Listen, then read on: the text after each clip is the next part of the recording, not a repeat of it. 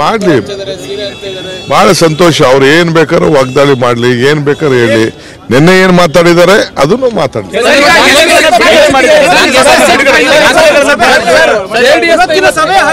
JDS ನ ಇವತ್ತಿನ ಪರಿಸ್ಥಿತಿಗೆ ಡಿ.ಕೆ. ಶಿವಕುಮಾರ್ ಅವರೇ ಕಾರಣ. ನಾವು ಬಿಜೆಪಿ ಜೊತೆ ಹೋಗ್ಬೇಕು ಅಂತಂದ್ರೆ ಡಿ.ಕೆ. ಶಿವಕುಮಾರ್ ಕಾಂಗ್ರೆಸ್ ಕಾರಣ ಅನ್ನುವಂಥದ್ದು ಹೇಳ್ತಾ ಇದ್ದಾರೆ.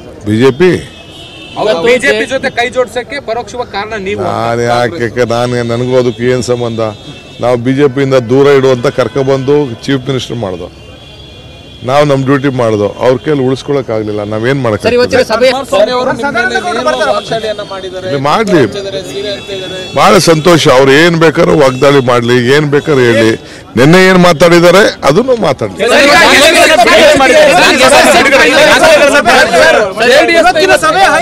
ಜೆಡಿಎಸ್ ನ ಇವತ್ತಿನ ಪರಿಸ್ಥಿತಿಗೆ ಡಿ.ಕೆ. ಶಿವಕುಮಾರ್ ಅವರೇ ಕಾರಣ. ನಾವು ಬಿಜೆಪಿ ಜೊತೆ ಹೋಗ್ಬೇಕು ಅಂತಂದ್ರೆ ಡಿ.ಕೆ. ಶಿವಕುಮಾರ್ ಕಾಂಗ್ರೆಸ್ ಕಾರಣ ಅನ್ನುವಂಥದ್ದು ಹೇಳ್ತಾ ಇದ್ದಾರೆ. ಬಿಜೆಪಿ ಜೊತೆ ಕೈ ಜೋಡಿಸಕ್ಕೆ ಪರೋಕ್ಷವಾಗಿ ಕಾರಣ ನೀವು. ನಾನು ಯಾಕೆ ನನಗೂ ಅದಕ್ಕೆ ಏನ್ ಸಂಬಂಧ?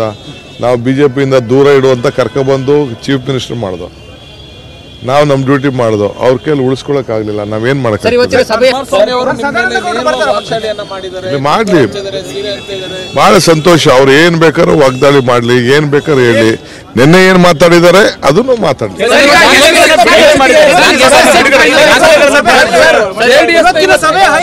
ಜೆಡಿಎಸ್ ನ ಇವತ್ತಿನ ಪರಿಸ್ಥಿತಿಗೆ ಡಿ.ಕೆ. ಶಿವಕುಮಾರ್ ಅವರೇ ಕಾರಣ. ನಾವು ಬಿಜೆಪಿ ಜೊತೆ ಹೋಗ್ಬೇಕು ಅಂತಂದ್ರೆ ಡಿ.ಕೆ. ಶಿವಕುಮಾರ್ ಕಾಂಗ್ರೆಸ್ ಕಾರಣ ಅನ್ನುವಂಥದ್ದು ಹೇಳ್ತಾ ಇದ್ದಾರೆ. ಬಿಜೆಪಿ ಜೊತೆ ಕೈ ಜೋಡಿಸಕ್ಕೆ ಪರೋಕ್ಷವಾಗಿ ಕಾರಣ ನೀವು. ನಾನು ಯಾಕೆ ನನಗೂ ಅದಕ್ಕೆ ಏನ್ ಸಂಬಂಧ?